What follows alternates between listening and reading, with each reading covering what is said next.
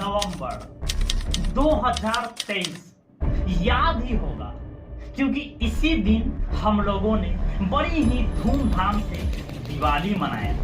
लेकिन इसी दिन 12 नवंबर को सुबह के 5:30 पर उत्तराखंड के उत्तरकाशी जिले में एक ऐसा दुर्घटना हुआ जिसको ठीक करने में उसी दिन से पूरा हिंदुस्तान लगा हुआ है, पूरी दुनिया की टेक्नोलॉजी लगा हुआ है। लेकिन आज तक इस हादसा में फंसे हुए 41 लोगों को मौत के चंगुल से नहीं बचाया जा सका है। नमस्कार साथी, मैं हूं कृष्णनंदन चर्चिल और आज बात उत्तराखंड के उत्तरकाशी जिले में सिलक्यारा टनल दुर्घटना में पूरे 13 दिन से फंसे हुए 41 मजदूरों की सच्चाई पर। कैमरे पे दिखाओ और कैमरे पे पता चल जाना चाहिए हम आपको यहाँ से देख रहे हैं। 20 साल। ये कौन है? ये विश्वजीत है। उसके बगल वाला अरे कभी सर खाना पीना जरूरी है, वो भी आएगा, है ना। सिलक्यारा टनल यानी कि सिलक्यारा सुरंग जो 4 धाम परियोजना का ही एक हिस्सा है, छोटा सा हिस्सा है। उत्तराखंड के उत्तरकाशी जिले में बन रहा यह सिलक्यारा सुरंग सिलक्यारा गांव से लेकर बरकोट गांव के बीच बन रहा है, जिसकी कुल लंबाई तकरीबन 4.5 किलोमीटर है। जिसका मुख्य उद्देश्य यह है कि धारासू से बरकोट जो वर्तमान में 26 किलोमीटर का रास्ता है, वो इस सिलक्यारा टनल के बन जाने के बाद सिर्फ 4.5 किलोमीटर का रास्ता ही बच जाएगा। और जिस धारासू से बरकोट जाने में अभी 50 मिनट का समय लग जाता है, वो इस सिलक्यारा टनल के बन जाने के बाद धारासू से बरकोट जाने में सिर्फ 5 मिनट का ही समय लगेगा, जो कि 4 धाम यात्रा करने वाले लोगों के लिए बहुत ही हेल्पफुल साबित होने वाला है। इसीलिए फरवरी 2018 में प्रधानमंत्री नरेंद्र मोदी ने इस टनल यानी कि इस सुरंग को बनाने का आदेश दिए थे, जिसके कुल बजट करीब 1400 करोड़ रुपया है।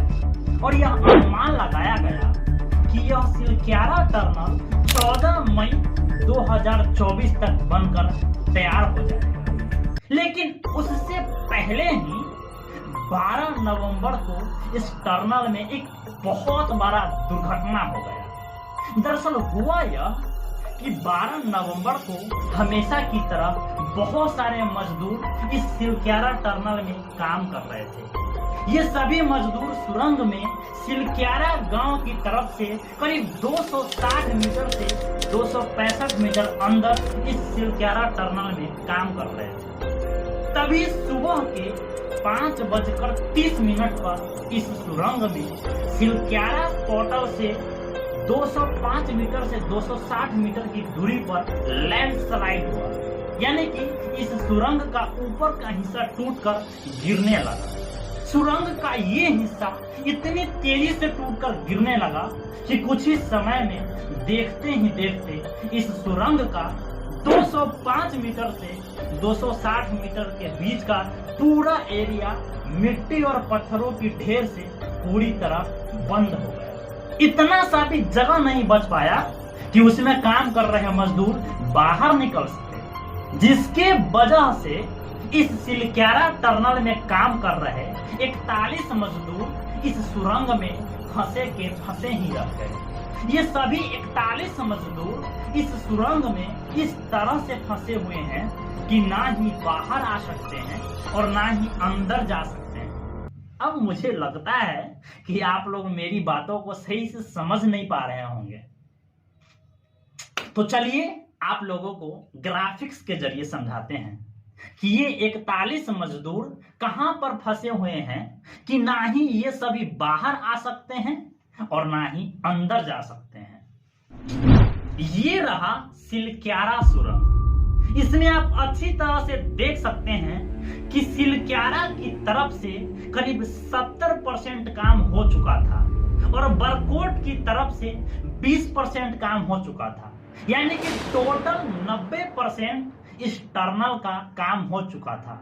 सिर्फ 470 मीटर वाला बंद एरिया ही बचा हुआ था, जिसे खोदकर मजदूर लोग सुरंग बना रहे थे और फिर उसी सुरंग में ये सभी मजदूर फंसे ही रह गए। अब अगर इस सुरंग में फंसे हुए लोगों को इस बरकोट वाले हिस्से से बाहर निकालना चाहेंगे तो इसके लिए इस 470 मीटर वाले एरिया को खोदना पड़ेगा, जो कि एक बहुत ही मुश्किल का काम है, क्योंकि यह एरिया पूरी तरह पत्थरों की ढेर से जाम है। फिर भी अगर इस एरिया को खोदा जाए तो इन 41 मजदूरों को बाहर निकालने में करीब 1 महीना का समय लग जाएगा। अब अगर बात करें इस सिलक्यारा वाले हिस्से से इन मजदूरों को बाहर निकालने की, तो ये भी एक बहुत ही मुश्किल का काम है, क्योंकि इस टनल का जो हिस्सा टूटकर गिरा है वो कोई मिट्टी का ढेर नहीं, जो कुछ ही समय में काटकर हटा दिया जाएगा। ये सिर्फ पत्थर के बड़े बड़े चट्टान हैं, जिसे हटाना मुश्किल ही नहीं, नामुमकिन भी है। इस टनल का जो हिस्सा टूटकर गिरा है उस एरिया का टोटल लंबाई 60 मीटर है, यानी कि इस सुरंग में 200 मीटर से लेकर 260 मीटर तक के बीच वाला पूरा एरिया पत्थरों की ढेर से जाम है और पीछे का 470 मीटर वाला एरिया भी पूरी तरह लॉक है, जिसके वजह से इसमें फंसे हुए 41 मजदूर ना ही बाहर निकल पा रहे हैं और ना ही अंदर जा पा रहे हैं। सिर्फ बीच का 2 किलोमीटर वाला एरिया ही बचा हुआ है, जिसमें ये सभी मजदूर 13 दिन से बंद है। इन मजदूरों को एक पतली सी पाइप की मदद से कुछ खाने को भेजा जा रहा है। इस वीडियो में आप देख सकते हैं कि किस तरह से इस फंसे हुए लोगों तक खाना और पानी भेजा जा रहा है। लेकिन ऐसा कब तक चलेगा? आज पूरे 13 दिन हो चुके हैं, फिर भी इन मजदूरों को बाहर नहीं निकाला जा सका है। पूरी दुनिया की अलग अलग देशों से बड़े बड़े मशीन मंगाए गए हैं इस सुरंग को तोड़ने के लिए, फिर भी इस सुरंग पर कोई खास प्रभाव नहीं पड़ रहा है। अगर इसी तरह से ज्यादा दिनों तक ये सभी मजदूर इस टनल में बंद रहेंगे तो इन मजदूरों को बहुत सारी बीमारियां भी हो सकती हैं, क्योंकि उनको प्रॉपरली सनलाइट और ऑक्सीजन नहीं मिल पा रहा है।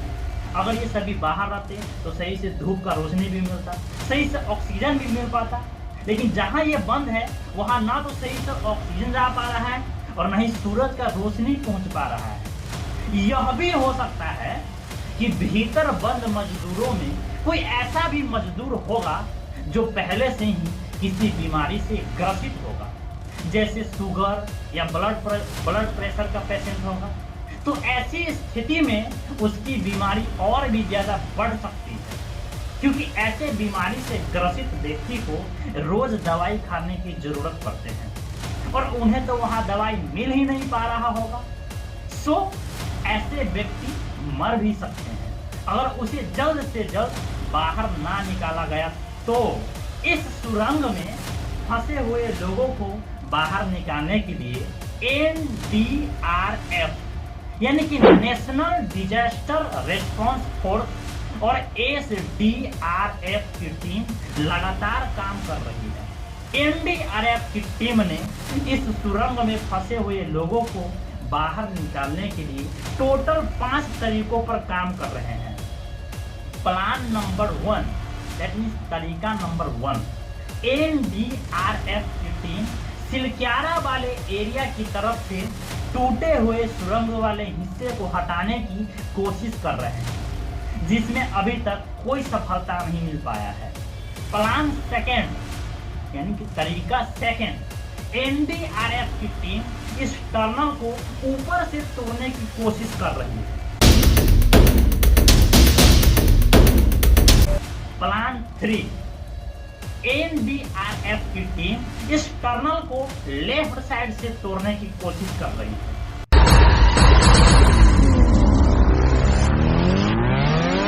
प्लान 4 NDRF की टीम इस टनल को राइट साइड से तोड़ने की कोशिश कर रही है।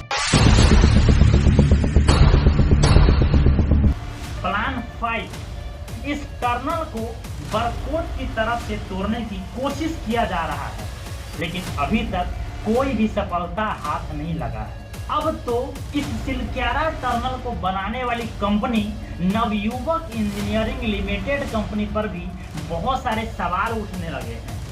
सबसे पहले उन पर यह आरोप लगाया गया है कि संडे के दिन भी मजदूरों से काम करवाया जा रहा था। जी हाँ, 12 नवंबर को दिवाली भी था और संडे का दिन भी था, फिर भी मजदूरों को छुट्टी नहीं दिया गया था, जबरदस्ती काम करवाया जा रहा था। अगर 12 नवंबर को इन मजदूरों को छुट्टी दिया गया रहता तो शायद ये 41 मजदूर इस टनल की हादसा में ना फंसे रहे। और दूसरा आरोप यह लगाया गया है कि इस सुरंग में लोगों की बचाव के लिए कोई ह्यूम पाइप नहीं था। दरअसल जब कोई भी सुरंग बनाया जाता है तो उसमें शुरुआत में ही आपातकाल में बचाव के लिए एक मोटा सा पाइप बिछाया जाता है, जो टनल के एक छोर से दूसरे छोर तक गया रहता है। जिससे होता यह है कि अगर सुरंग में मजदूर काम कर रहा है और उस समय ही सुरंग में दरार पड़ जाए या सुरंग टूट जाए, कुछ भी हो, सुरंग हो सकता है सुरंग में, तो उसमें काम कर रहे मजदूर इस ह्यूम पाइप के जरिए बाहर निकल सकते हैं। लेकिन इस सिलक्यारा टनल को बनाने वाली कंपनी ने इसमें ह्यूम पाइप लगाया ही नहीं। अगर अन्य टनल की तरह इस टनल में भी ह्यूम पाइप लगाया गया होता तो शायद ये 41 मजदूर आज 13 दिनों से इस टनल में ना फंसे होते। एक मजे की बात बताऊं? नहीं, अरे चलो बता देता हूँ।